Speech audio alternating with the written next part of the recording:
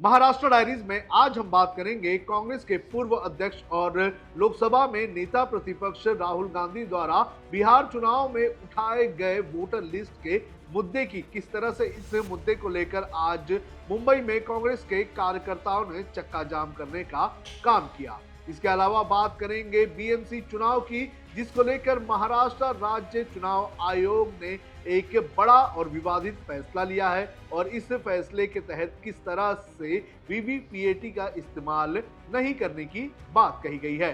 साथ ही साथ बात करेंगे महाराष्ट्र के पूर्व मुख्यमंत्री पृथ्वीराज चव्हाण की, जिनको सनातन संस्था की तरफ से एक लीगल नोटिस भेजा गया है और ये लीगल नोटिस भेजा गया है उनके सनातन आतंकवाद वाले बयान को लेकर। किस तरह से सनातन संस्था ने पृथ्वीराज चव्हाण को माफी मांगने के लिए कहा है, इसकी पूरी जानकारी इस वीडियो में देंगे और साथ ही साथ चर्चा करेंगे इन तीनों खबरों की। नमस्कार, आप देख रहे हैं लोकमत हिंदी।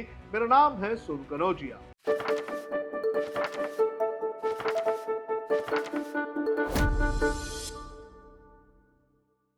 आपको बता दें कि राहुल गांधी पिछले कुछ दिनों से लगातार बिहार में वोटर लिस्ट में अवैध नामों की और वोटर लिस्ट में गड़बड़ी का मुद्दा उठाने का काम कर रहे हैं। कल भी उन्होंने एक प्रेस कॉन्फ्रेंस की थी, आज भी उन्होंने एक प्रेस कॉन्फ्रेंस की। आज की प्रेस कॉन्फ्रेंस में उन्होंने कई ऐसे नाम गिनाए जो अलग अलग राज्यों में चुनाव आयोग में रजिस्टर थे। उन्होंने एक शख्स का जिक्र करते हुए बताया कि किस तरह से इस शख्स ने 3 राज्यों में वोट दिया है और इसके बाद मुंबई में कांग्रेस के कार्यकर्ताओं की तरफ से विरोध प्रदर्शन देखा गया। मुंबई के दादर इलाके में कांग्रेस के जो महाराष्ट्र प्रदेश अध्यक्ष हैं उनकी तरफ से प्रदर्शन किया गया और चक्का जाम करने का काम किया गया। आपको बता दें कि राहुल गांधी ने कल जो प्रेस कॉन्फ्रेंस की थी, उस प्रेस कॉन्फ्रेंस में महाराष्ट्र चुनाव में जो अचानक से 40 लाख वोटर्स बढ़ गए थे उसका भी मुद्दा उठाया था। अपने प्रेजेंटेशन में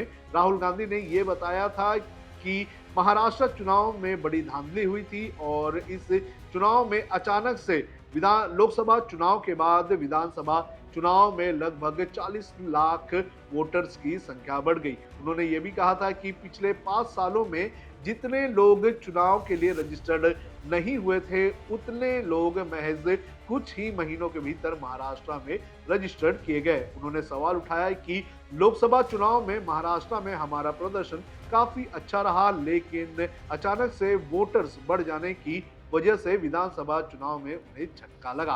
हम आपको सुनाते हैं क्या कहा राहुल गांधी ने। हमें सस्पेशन था, करोड़ों लोगों को सस्पेशन था कि दाल में क्या कुछ ना कुछ काला है। बीजेपी को एंटी इनकम्बेंसी नहीं लगती थी। ओपिनियन पोल, एग्जिट पोल कुछ कहते थे, रिजल्ट कुछ और आता था। हरियाणा, महाराष्ट्र, मध्य प्रदेश उदाहरण, माहौल बनाया जाता था कि इस कारण जीते। लाडली बहना, पुलवामा, सिंदूर, नैरेटिव क्रिएशन। और फिर इलेक्शन कमीशन कोरियोग्राफ शेड्यूल बनाता था। जब कागज के वोट पड़ते थे हिंदुस्तान एक दिन में वोट करता था, बट अब इलेक्ट्रॉनिक वोटर मशीन है, महीने लगते हैं। उत्तर प्रदेश के मतलब 5 स्टेजेस हो गए, महाराष्ट्र में 3-4 लगा दो, असम का टाइमिंग चूज करो, हरियाणा का टाइम बदल दो, महाराष्ट्र का टाइम बदल दो। तो इसके कारण हमें सस्पिशन हुआ कि कुछ ना कुछ है। उसके बाद महाराष्ट्र में, और मैंने पब्लिकली कहा, लोकसभा में भाषण दिया, महाराष्ट्र में पता लगा कि 5 महीनों में 5 साल से ज्यादा वोटर लिस्ट में आए।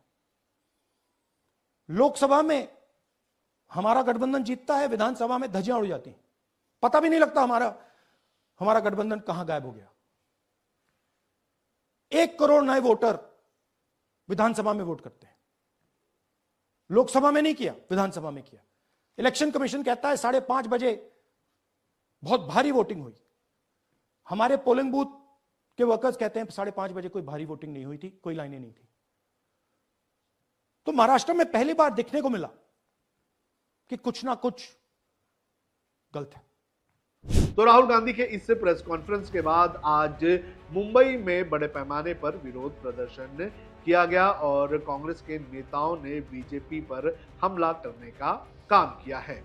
अब बात करते हैं आगामी बीएमसी चुनाव की। आपको बता दें कि इसी साल के अंत में लगभग दिवाली के वक्त मुंबई में बीएमसी समेत अलग अलग जो महानगर पालिका हैं उनके चुनाव होने हैं, लेकिन इस चुनाव को लेकर महाराष्ट्र राज्य चुनाव आयोग ने एक बड़ा फैसला लिया है। दरअसल चुनाव आयोग ने यह कहा है कि इस चुनाव में जो बीएमसी के चुनाव होंगे उसके अंदर वीवीपीएटी का इस्तेमाल नहीं किया जाएगा। आपको बता दें कि वीवीपीएटी वो मशीन है जिसके अंदर वोटर को यह संतुष्टि दी जाती है कि उसने ईवीएम मशीन में जिस पार्टी को वोट दिया है, जिस शख्स को वोट दिया है, उसी को जो है वोट गिरा है और एक प्रमाण के तौर पर चिट्ठी जो है वो वीवीपीएटी में से गिरती है। लेकिन महाराष्ट्र चुनाव आयोग के आयुक्त दिनेश वाघमारे ने कहा है कि महाराष्ट्र में चुनाव जिस तरह से होंगे उन हालातों में बड़े पैमाने पर जो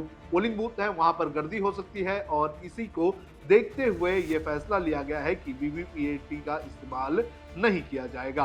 वाघमारे ने कहा कि चुनाव ईवीएम पर ही कराए जाएंगे लेकिन मतदान के दौरान वीवीपीएटी का इस्तेमाल नहीं होगा। उन्होंने आगे कहा कि प्रत्येक वार्ड में एक से अधिक उम्मीदवार होने की वजह से मतदाता को एक बार 4 वोट डालने होंगे, इसलिए प्रक्रिया में लंबा समय लगेगा और इसकी वजह से चुनाव प्रक्रिया काफी देर तक जा सकती है और वोटिंग परसेंटेज भी काफी कम हो सकता है और इसी के चलते ये फैसला लिया गया है।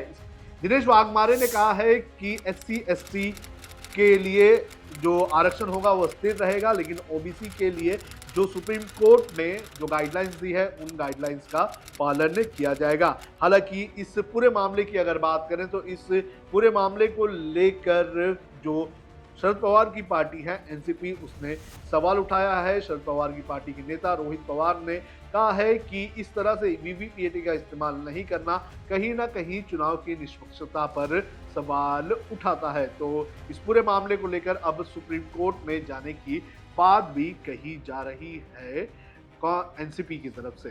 अब बात करते हैं महाराष्ट्र के पूर्व मुख्यमंत्री और कांग्रेस के वरिष्ठ नेता पृथ्वीराज चौहान की। आपको बता दें कि पिछले हफ्ते मालेगांव बम धमाके मामले में मुंबई की विशेष एनआईए कोर्ट ने अपना फैसला सुनाया था और इस फैसले के बाद लगातार प्रतिक्रियाओं का दौर शुरू हो गया था और इस प्रतिक्रिया के दौर में कांग्रेस नेता पृथ्वीराज चौहान ने एक बड़ा बयान दिया था।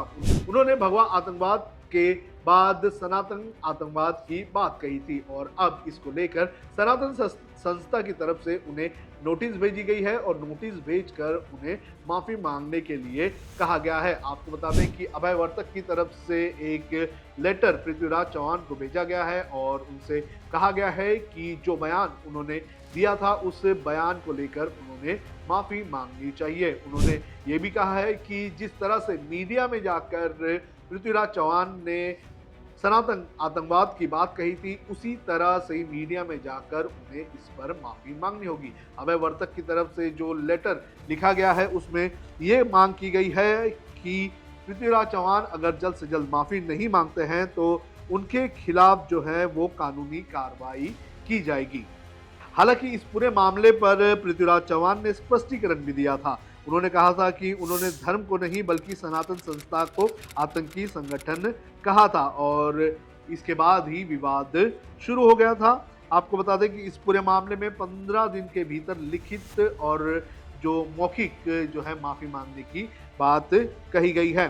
जो सनातन संस्था है उसके प्रवक्ता अभय वर्तक ने यह कहा है कि आज पृथ्वीराज चौहान कह रहे हैं कि भगवा महाराष्ट्र की मराठी संस्कृति, छत्रपति शिवाजी महाराज, संत ज्ञानेश्वर और समस्त संतों तथा वारकरी परंपरा का पवित्र रंग है, इसलिए कोई भी भगवा आतंकवाद ऐसा ना कहे, ऐसा वे कांग्रेस नेताओं से अनुरोध कर रहे हैं। तो इस तरह से उन्होंने इस पूरे मामले पर कहीं ना कहीं कांग्रेस पर हमला करने का काम किया है और पृथ्वीराज चौहान से माफी मांगने की बात कही है। देखना जरूरी है कि क्या पृथ्वीराज चौहान माफी मांगेंगे या ये मामला कोर्ट में जाएगा। आपको क्या लगता है कि आगे क्या होगा?